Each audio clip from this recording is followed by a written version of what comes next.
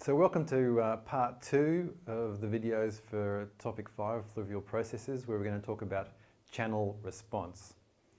And in this video we'll talk about stream power, we'll talk about catchment controls and the direction of response of river channels, we'll talk about examples of river adjustment, and then river stabilisation works, the engineering response to those adjustments. Firstly, let's talk about unit stream power. Now, power, as we know, is work done per unit time. Watts is the units we use. In the case of river hydraulics, we tend to talk about stream power per unit area of channel, or stream power per unit length of the channel. Stream power per unit area of channel is the product of bed shear stress and flow velocity within the channel, which can be given as rho g ds. That's the bed shear stress, the flow velocity, and we can rewrite that as rho g density of water times gravitational acceleration times discharge times slope on width. And in the case of stream power per unit length of the channel, we multiply that through by width and we get rho g qs without the w denominator. Now, we know that density of water and gravitational acceleration are not going to vary that much throughout a catchment or between river catchments. And so the key variables here are discharge and slope. If we think about, for example, a river catchment from the headwaters to the lowland reaches of the river, discharge will increase, but the stream gradient will decrease, because typically we have a concave profile to the river as we move downstream. And in fact, what can happen is you can get a maximum stream power in the mid-reaches of the river, in the midland section, and decreases upstream or downstream.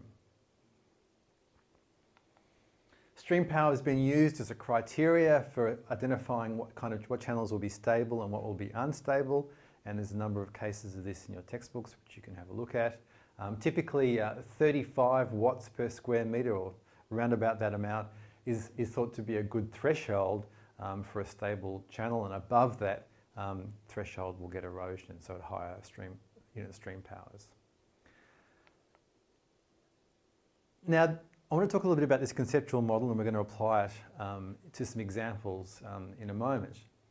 And this was developed by Lane in 1955, and it talks about how river channels respond to the two key drivers. That's sediment load and stream flow volume, symbolised here on the two sides of the scale. And what Lane proposed was, if you increase the flow volume over here, the pointer, as the scales tip down on that side, the pointer moves this way, you get degradation or erosion of the stream channel. That will then increase the sediment load, putting more weight on this side and re-establishing a balance between the two. If you increase the sediment load, maybe there's catchment erosion, that pushes this side down, and the pointer will move across this way to aggradation, that's accumulation of sediment. So we get deposition of sediment within the river channel. That actually increases the slope of the channel. If you think about increasing sediment, it increases the slope, and that increases the sediment transport capacity of the channel, and so it re-establishes an equilibrium between sediment load and sediment slope, sediment and discharge. Sediment slope's up here on the axis here, and effectively by increasing stream slope, how this conceptual model represents that is moving the weight of the water further out. Okay, so let's try and apply this conceptual model to some examples. Firstly, I'm going to talk about an example where there's an increase in the stream flow coming off a river catchment. It's quite common when there's been catchment clearing, and this was widely practiced when Australia was first settled in order to establish agriculture in catchments. A lot of land was cleared of its trees. The yield, the amount of water coming off the catchment, has increased. And so when we get an increase in yield, we should get degradation of the stream channel, that's erosion, which increases the sediment load, which then re-establishes an equilibrium. Let's see what actually happens. And here we go. Here's a case where the catchment's been cleared, increased stream flow, and we get degradation of the bed. This river's been incised, that means that the bed level's gone down, and that's increased sediment loads. This river doesn't look like it's reached an equilibrium state just yet. And here's another case, exactly the same thing that's happened. We've had an increase in catchment yield and bed degradation. In fact, there's a model, a channel evolution model, to talk about the sequence of changes that occurs within river channel with this increase in catchment yield. And we get this sort of incision of the stream bed, which widens out at the base of the incised channel, which then leads to undercutting of the banks of the channel. The banks collapse into the bed of the channel, providing sediment load to the river, which increases the sediment load, which then re-establishes the equilibrium described by Lane, and we have a stable channel again. Now here's another example where we see erosion of the channel, but in this case it's erosion of the banks, not erosion of the stream bed. And what's happened here has been a massive flood has come through this river shortly before this photo was taken, and basically stripped out the bank vegetation and widened the channel. Now let's think about examples where we get an increase in sediment yield. So there's some sort of disturbance of the catchment which provides a higher sediment load into the stream. What do we expect will happen? Well, according to Lane's model, we should get aggradation, that's accumulation of sediments within the channel. And this is exactly what happens. Here's a case from the Philippines, a high sediment load delivered to this river, and the whole valley has been filled up with sediments that have been eroded from upstream. And that then increases the gradient of the river, which then increases its capacity to transport that sediment and re-establishes a new equilibrium. And here's a case from Australia. This is somewhere up around Benalla, and we can see the whole river channel has been infilled with sand that's eroded from the catchment. So once again, increased sediment supply, we've got an aggradation which increases the stream slope, which then leads to an increase in sediment transport and a re-establishment of equilibrium.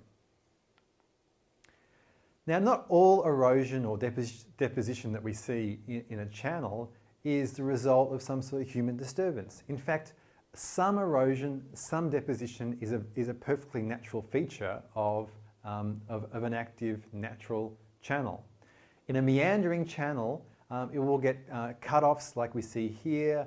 The meander bends will migrate downstream or upstream, and at times the channel will evolve. So it will completely shift its course to a new alignment, as we saw happened in the Thompson River in the mid-1950s. And these are all natural processes of channel evolution. And we can see here a map of the Mississippi River. The white is the current alignment for the Mississippi River, but all these other colours are former courses of the Mississippi River that go back tens of thousands of years. And so what we need to understand is if we're at a river, we're seeing some bank erosion or we're seeing deposition of sediments, we can't just assume something's gone wrong, that there's been some sort of disturbance to either the channel or the catchment as a result of human activity. This could simply be a natural process. As I said, avulsions, and this is the case from your assignment, avulsions of the channel, changes in alignment, are a perfectly natural feature of rivers of this type.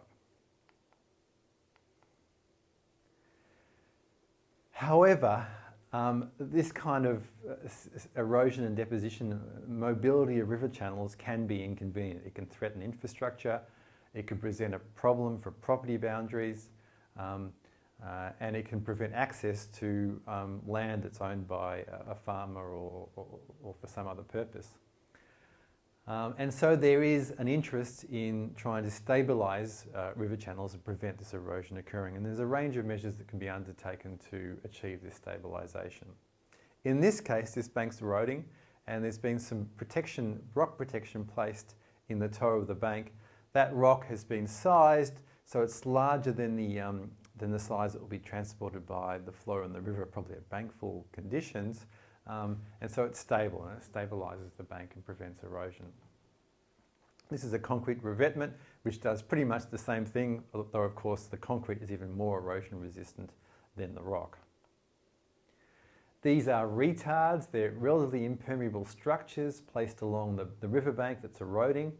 They slow the velocity of the water down, leading to deposition of sediments.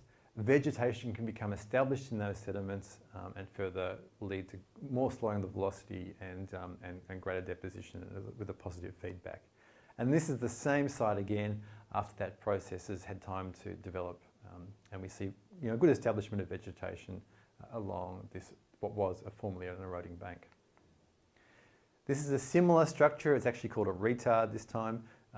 It's permeable, and the previous structures were called groins, not retards. This one's a retard, and that slows the velocity of the water down similarly and creates deposition and allows vegetation to become established. Here's some other retards. The photo is not quite as good quality, but here's how it looks after the vegetation has had time to become established. And this is another structure that's used when the erosion is occurring in the bed of the river rather than on the bank. This is a rock chute. This rock ramp we can see here is being constructed in this channel to stabilise the bed of the river. And what this does is provides a location where energy dissipation can occur. There's large rocks which are stable under high flows in this case, and the energy dissipation occurs here rather than elsewhere in the channel, and it prevents further bed erosion or bed degradation. And there's relatively standard, so here's the site later on after the vegetation becomes established as a result of stabilisation from this rock, using this rock chute. Now there's well-established design guidelines for building these rock chutes, and here's an example of those guidelines that's been developed in Australia.